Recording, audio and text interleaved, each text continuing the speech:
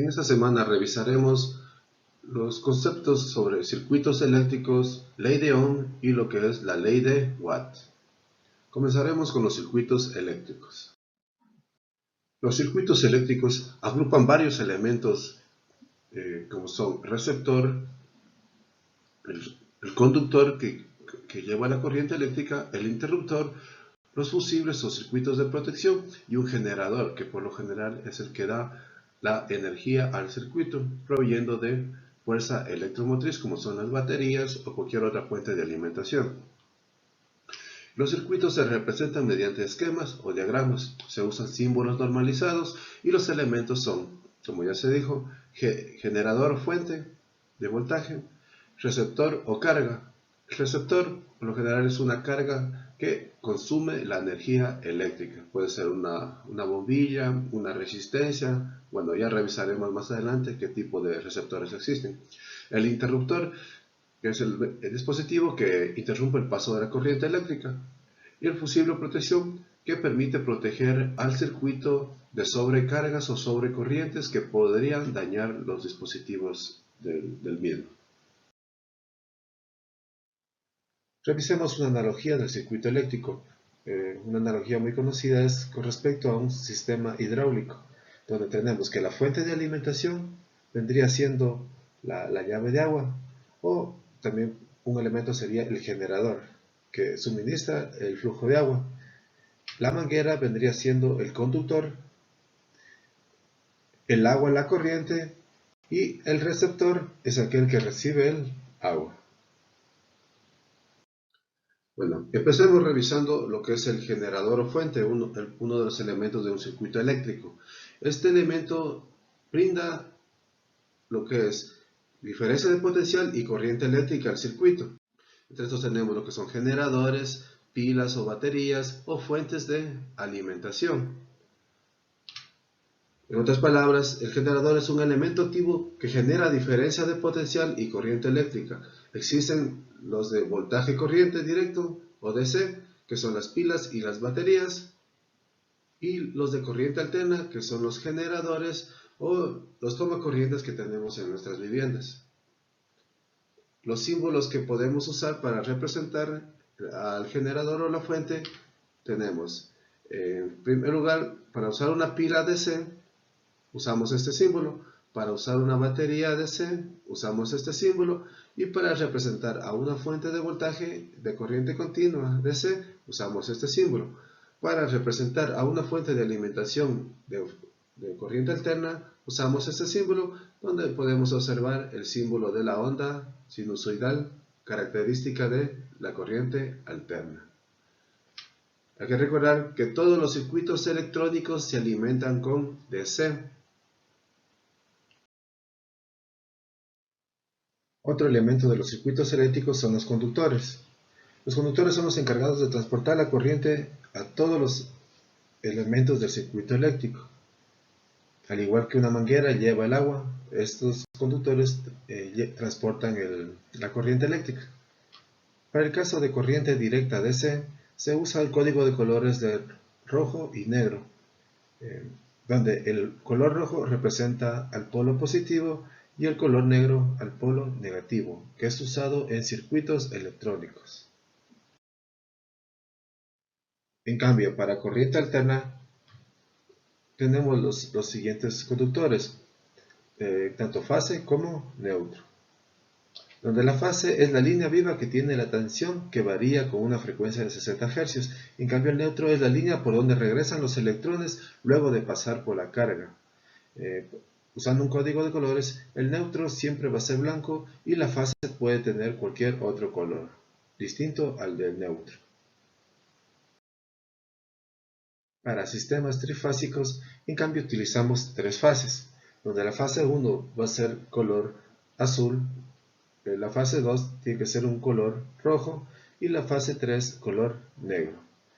En cambio, el neutro siempre va a ser color blanco. Otro de los elementos básicos de un circuito eléctrico es el receptor o carga, que a diferencia del generador es un elemento pasivo, ya que consume o recibe la energía eléctrica provista por un generador. En este caso podemos tener bombillas, resistores, diodos, capacitores, computadoras, electrodomésticos. Todo lo que consuma energía eléctrica es un receptor o carga en un circuito eléctrico. El elemento de maniobra o interruptor es el elemento que permite conectar o desconectar un circuito eléctrico, es decir, que corta el flujo de corriente. Este en caso puede ser la analogía a una llave de agua. Aquí tenemos los interruptores, temporizadores y fotocélulas. Los interruptores son los clásicos que podemos obtener en nuestras casas, que permiten apagar y encender las luces. Un temporizador en el cual podemos setear la hora o una duración del encendido de una luminaria o de cualquier otro tipo de sistema.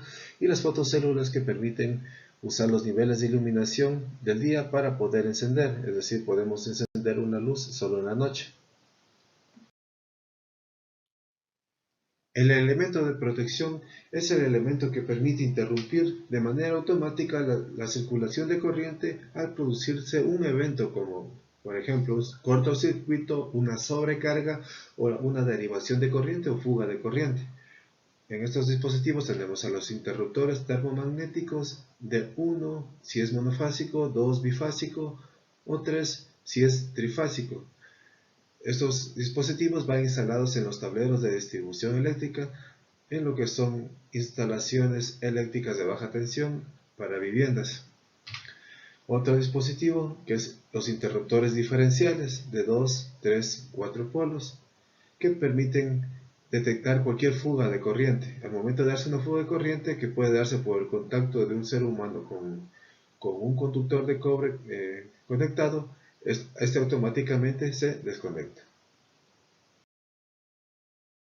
Los interruptores termomagnéticos, como ya dijimos, abren el circuito de manera automática al presentarse un cortocircuito o tal vez al sobrepasar un nivel nominal de corriente, es decir, un límite máximo de corriente. Pues aquí tenemos algunos valores nominales como son de 10, 16, 20, 30, 40 amperios. Y a su vez también permiten manejar algunas fases como son de 1, 2 y 3 polos o fases. El interruptor diferencial es un interruptor que permite igualmente abrir el circuito de manera automática, pero ¿cómo? Al haber una diferencia entre la corriente de entrada y la salida debido al contacto de personas o animales. Manejan varios valores de corriente y tienen de 2, 3 y 4 polos para fase y neutro. Entonces, lo que hace este dispositivo es comparar la corriente de entrada con la de salida. El interruptor diferencial permite volver más seguras a las redes eléctricas dentro de las viviendas, ya que al haber una descarga, automáticamente se va a desconectar y puede salvar vidas. Ahora, revisemos lo que es la ley de Ohm. Ahora, revisemos qué permite definir la ley de Ohm, porque se viene. Esta ley permite relacionar las tres magnitudes fundamentales de los circuitos eléctricos o de la electricidad, que son la resistencia, la corriente y la diferencia de potencial o el voltaje. Podemos obtener de esta gráfica que vemos que la resistencia se opone al paso de la corriente y esta corriente a su vez es impulsada por la diferencia de potencial, de tal manera que la ley de Ohm establece que la intensidad de corriente que atraviesa un circuito es directamente proporcional al voltaje o tensión del circuito e inversamente proporcional a la resistencia.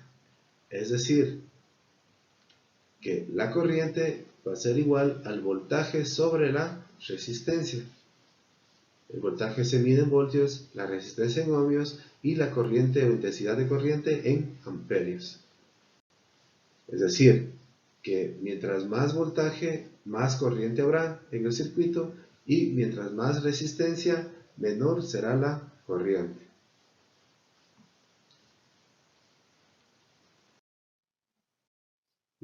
Entonces de la ley podemos derivar las otras magnitudes. La ley establecía que la corriente es directamente proporcional al voltaje e inversamente proporcional a la resistencia. De esta fórmula podemos despejar que la resistencia es igual al voltaje sobre la intensidad, o también que el voltaje es igual a la intensidad por la resistencia. Si queremos usar esta circunferencia de la ley de Ohm, podríamos hacer que la magnitud que queremos calcular debemos taparla. En este caso, si tapamos la V, tendríamos que el voltaje es igual a intensidad por resistencia. Por ejemplo, si tapamos la R, tendríamos que la resistencia es igual a voltaje sobre intensidad. Y si tapamos la I, tendríamos que la corriente es igual a voltaje para la resistencia. Ahora, resolvamos un ejemplo básico de lo que es la ley de Ohm. En este ejemplo nos piden calcular la corriente eléctrica. Primeramente, identificamos qué tipo de corriente eléctrica está circulando por el circuito, para lo cual revisamos el símbolo del generador. En este caso es una pila DC, que va a brindar corriente continua al circuito. Es decir, esta corriente va a ser constante en sentido durante el tiempo, es decir, no va a variar su sentido en el tiempo. Para averiguar el sentido de la corriente, esta siempre irá desde el polo negativo hacia el polo positivo de la fuente o generador de corriente DC.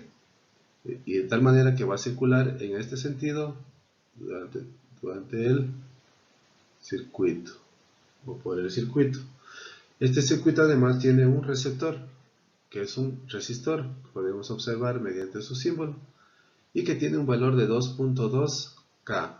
Este nos indica que es 2.2 K o 2.2 kiloohmios, que sería igual a 2200 ohmios. Se usa como abreviatura solo la abreviatura del múltiplo del ohmio. En este caso es kiloohmio, por lo cual colocamos 2.2 K. La ley de Ohm establece que la intensidad es directamente proporcional al voltaje e inversamente proporcional a la resistencia. En este caso, como tenemos una resistencia, sería R1. Reemplazando los datos, tendríamos que el voltaje vale 24 voltios y la resistencia es 2200 ohmios. Para trabajar con la fórmula debemos convertir a unidades absolutas para obtener los valores adecuados. En este caso tenemos que la corriente en amperios sería igual a 0.0109 amperios. Para tener una mejor notación podríamos convertir esta corriente a un submúltiplo, en este caso sería a miliamperios, para lo cual debemos multiplicar por 1000 y obtenemos la corriente en miliamperios, que es 10.9 miliamperios, la solución del circuito eléctrico. Es decir, que por el circuito eléctrico circula una corriente de 10.9 miliamperios. Ahora, en este ejemplo vamos a calcular lo que es el voltaje, para lo cual identificamos qué tipo de voltaje es. En este caso es un voltaje DC, debido al símbolo del generador, y por el circuito está circulando una corriente de 200 miliamperios, y ese tiene un receptor, en este caso un resistor, de 200 ohmios. La ley de Ohm establece que la corriente es igual a voltaje sobre resistencia. Si queremos calcular el voltaje debemos despejar. En este caso tendríamos voltaje es igual a resistencia por intensidad. Reemplazando datos tenemos que la resistencia vale 200 ohmios. Y por la corriente siempre debemos usar lo que son unidades absolutas. Es decir, debemos convertir los miliamperios a amperios, para lo cual debemos dividir para 1000 para convertir a amperios, y tendríamos una corriente de 0.2 amperios. Realizando la multiplicación tenemos que el voltaje es igual a 40 voltios, es decir, que esta pila ha tenido un voltaje de 40 voltios. A continuación revisaremos la ley de Watt o ley de la potencia. La ley de Watt establece lo siguiente: que la potencia eléctrica suministrada a un receptor es directamente proporcional a la corriente que circula por el receptor y también proporcional al voltaje que alimenta a ese receptor. En fórmula sería que la potencia es igual al voltaje por la intensidad de corriente que circula por ese receptor. Esta potencia se mide en watts o voltio amperio.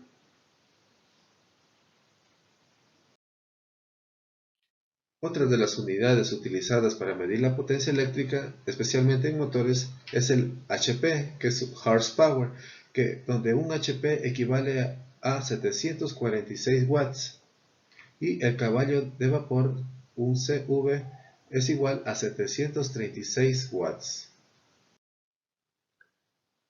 Relacionando todas las magnitudes que hemos visto hasta ahora, la ley de Ohm y tanto la ley de Watt, podríamos establecer todas las relaciones entre ellos, ya que tenemos que la corriente es igual a voltaje sobre resistencia y a su vez potencia es igual a voltaje por intensidad de corriente. Realizando los reemplazos necesarios podemos obtener este formulario que tenemos aquí. Entonces, de esta manera, por ejemplo, si queremos calcular la potencia, podría ser potencia es igual a voltaje al cuadrado sobre resistencia, potencia es igual a resistencia por intensidad al cuadrado, o la potencia es igual a voltaje por intensidad, que es la ley de Watt. Y a su vez también, por ejemplo, tenemos el voltaje, si disponemos de la resistencia por intensidad, sería el voltaje, o también tendríamos que en función de la potencia sería el voltaje es igual a la potencia sobre la intensidad, o también es igual a la raíz cuadrada de la potencia por la resistencia. De esta manera podemos obtener todas las magnitudes en función de las otras magnitudes ya vistas. Ahora revisemos un ejemplo básico de cómo calcular la potencia mediante la ley de Watt. Tenemos el siguiente circuito eléctrico. Tenemos una pila que está suministrando 24 voltios en corriente DC y por la cual está circulando una corriente DC. Tenemos un receptor que tiene un valor de 200 ohmios. Es decir, vamos a calcular la potencia suministrada a este receptor. Recuerda la ley de Watt, la potencia es igual a voltaje por intensidad. En este caso ya tenemos el dato de voltaje, pero desconocemos el valor de la corriente, por lo cual deberíamos calcularlo primero antes de calcular la potencia. Esta corriente la podemos calcular mediante la ley de Ohm, que es intensidad sobre resistencia. Reemplazando los datos tenemos que es 24 voltios y 200 ohmios que tenemos de valor del resistor, que nos da una corriente de 0.12 amperios. Y ya con esto podemos calcular la potencia, que nos va a ser igual a voltaje por intensidad, que tenemos 24 voltios por 0.12 amperios, que nos da igual a 2.88 watts, que está representado con la letra W. A continuación revisaremos lo que es la energía eléctrica. La energía eléctrica se define como la potencia consumida por unidad de tiempo. Es decir, en fórmula sería que la energía es igual a la potencia por el tiempo en segundos, donde la energía se mide en su unidad es el joule, y un joule es la potencia de un watt consumida por un receptor durante un segundo. Otra unidad para medir la energía es el kilovatio hora. ¿Qué es lo que tenemos en nuestras viviendas? En las cajas de medidor tenemos medidores de energía o de consumo eléctrico. Esta energía es la que pagamos a la empresa eléctrica, donde un kilovatio hora equivale a 3.6 por 10 a la sexta joules. Revisemos un ejemplo de cálculo de la energía consumida por un televisor en kilovatios horas en un mes. Si este televisor tiene una potencia de 150 watts y tiene un uso diario de 8 horas. Como se nos pide que la energía se calcule en kilowatts por hora, debemos convertir la potencia a kilovatios, para lo cual debemos dividir para 1000. Nos da 0.15 kilowatts. Luego la energía es igual a la potencia por el tiempo. Tenemos que 0.15 kilowatts por el tiempo. En este caso nos piden el consumo en un mes. Si son 8 horas, sería 8 horas diarias por 30 días que tiene el mes. Nos daría el total de horas en un mes. Realizando la operación, obtendríamos 36 kilowatts por hora, que es lo que consumiría este electrodoméstico en el mes. Y es la energía que nos cobraría la empresa eléctrica. Solo tendríamos que multiplicar por la tarifa por kilowatts para obtener la cantidad de dinero que representa al mes.